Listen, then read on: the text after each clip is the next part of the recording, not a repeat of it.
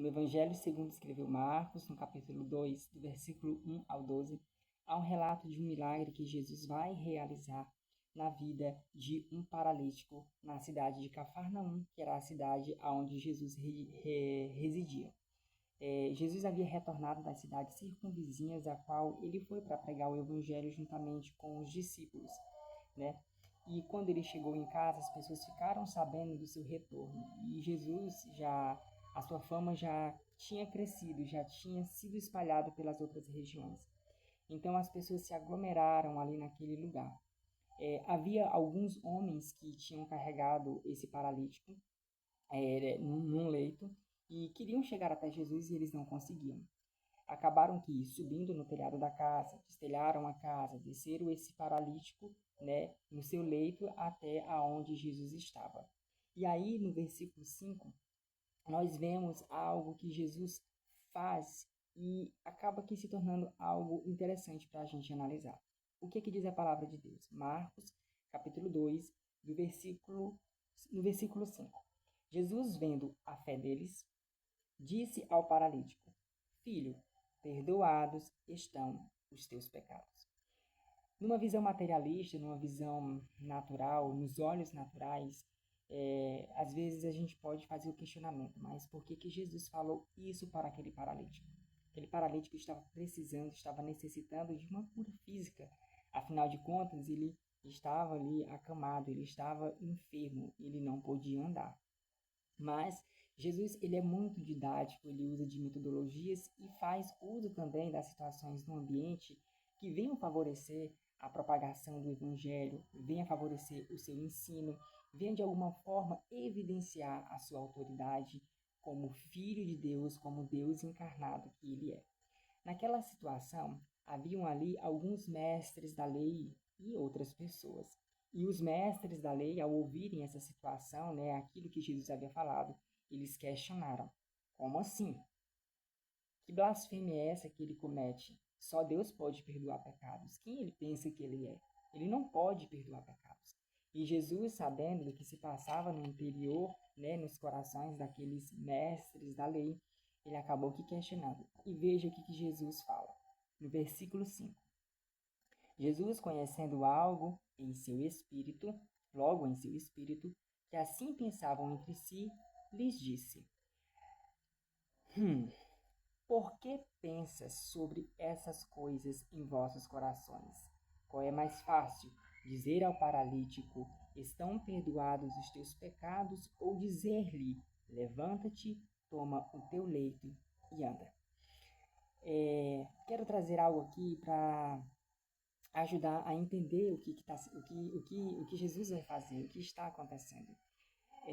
Naquela época, os judeus eles associavam muito, e isso como resultado do que eles entenderam no Antigo Testamento, e acabou que sendo trazido na mente deles, e assim eles entendiam. Eles associavam as enfermidades físicas, né, as doenças, com uma vida de pecado. Então, para o judeu, toda enfermidade, tudo aquilo que alguém vinha passar, viver, né, era consequência de uma vida de pecado. E como exemplo disso, né, para vocês entenderem como que funcionava na mente do judeu, a gente pode pegar o exemplo, por exemplo, de Sansão. Sansão foi um homem escolhido por Deus, né? Ele foi separado desde o ventre de sua mãe para um propósito específico, era um homem consagrado. Só que Sansão, ele foi seduzido, né, pelos seus olhos, as coisas materiais, as coisas aqui da terra.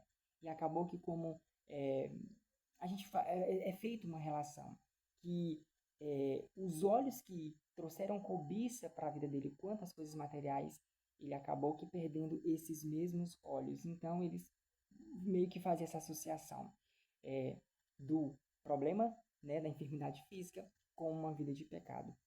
E aí Jesus faz essa indagação, já que eles estão questionando a autoridade de Jesus, e Jesus fala: o que é mais fácil, perdoar pecados ou realizar um milagre?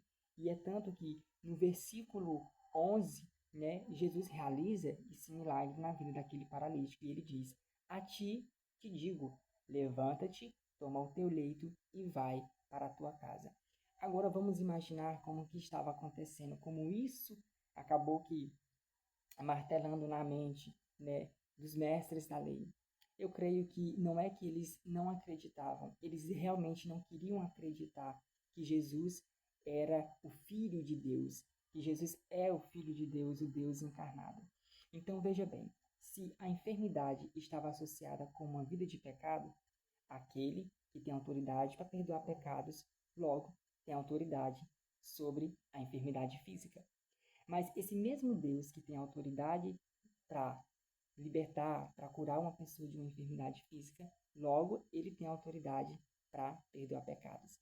E aqui fica claro, porque Jesus primeiro perdoa os pecados daquele homem e depois ele realiza o milagre, fazendo com que aquele homem se levante e ande, aquele homem que era paralítico.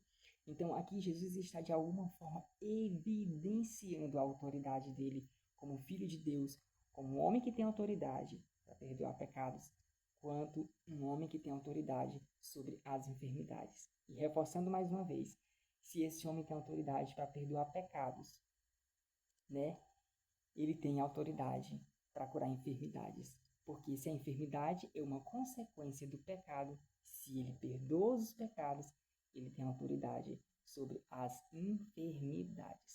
Só que há um outro ponto interessante, porque quando Jesus fala para aquele paralítico, filho, perdoados estão os teus pecados, Jesus também está evidenciando algo. Ele sabia que o homem ele estava enfermo e precisaria para uma vida mais plena, mais saudável, ter mais liberdade, uma cura física, mas ele não faz isso de imediato. Ele fala que os pecados estão perdoados. E Jesus aqui ele está evidenciando que por mais que aquele homem tivesse uma vida limitada quanto à sua enfermidade física, a cura não era, a cura física não era o mais importante. Jesus estava evidenciando que havia algo de mais importante, que é a remissão dos nossos pecados, que é a purificação dos nossos pecados. Nós sabemos que é o pecado que causou e que causa, que gera a separação de Deus do homem. Então, tratar essa enfermidade também, porque o pecado é uma enfermidade não somente física, como também espiritual e tem consequências na eternidade. Tratar essa enfermidade, que é a remissão de pecados, que é perdoar pecados, é o que realmente mais importa, é o que realmente mais interessa. E nós vemos como evidência disso, como o que realmente mais importa, né, é o exemplo que nós temos do paralítico, né? Um outro paralítico de 38 anos de idade, em João 5, no versículo 14. Né? Ele realiza aquele milagre, aquele paralítico, e depois, né, de um tempo, ele encontra aquele paralítico em um outro lugar. E aí ele fala para aquele paralítico: tome cuidado, não peque mais, para que algo de pior não lhe aconteça. Mas veja bem, para um homem que tinha 38 anos de idade, que estava sem andar, que dependia dos outros, que tinha uma vida limitada, o que de pior poderia acontecer na vida dele? E Jesus primeiro evidencia: não peque mais, para que algo de pior não lhe aconteça.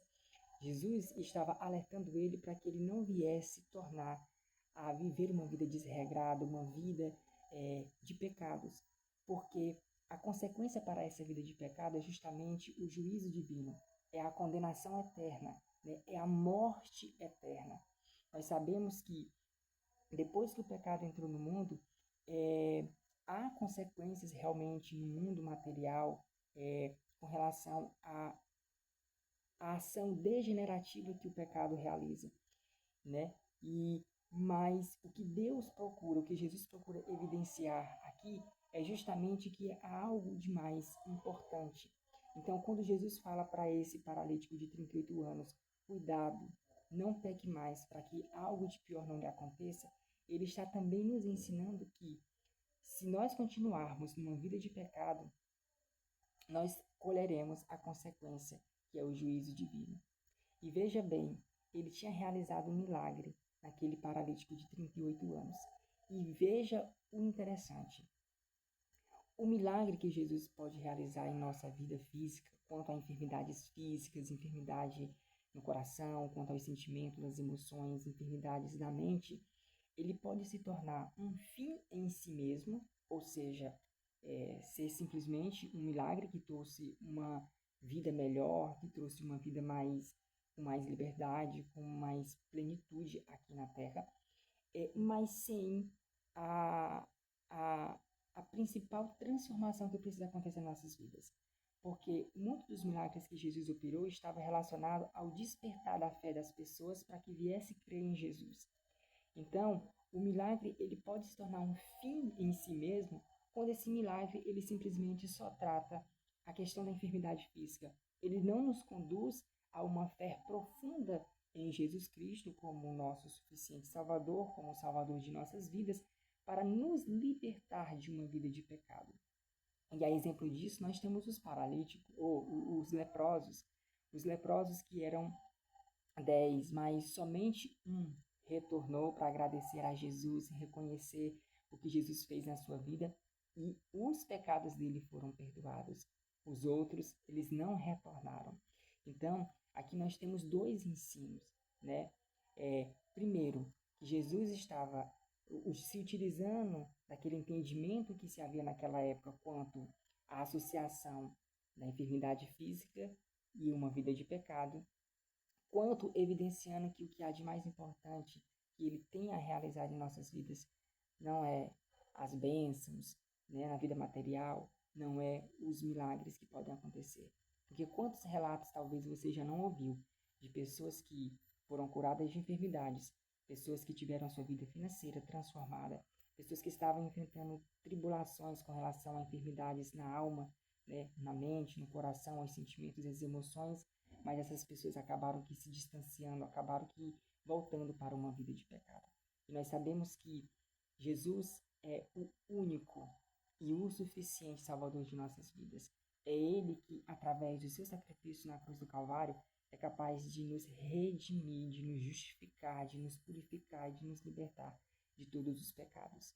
Então, que a nossa busca não seja pelos feitos do Senhor em nossa vida com relação a nossa vida física, aos nossos problemas que nós estamos suscetíveis a passar, né? Mas que Ele venha tratar o nosso coração, que Ele venha nos conduzir a um lugar de arrependimento, que venhamos confessar a Cristo todos os dias como nosso único e suficiente Salvador, porque sabemos que a maior enfermidade que existe na vida do ser humano é a enfermidade de uma vida de pecado, de uma vida distante de Deus.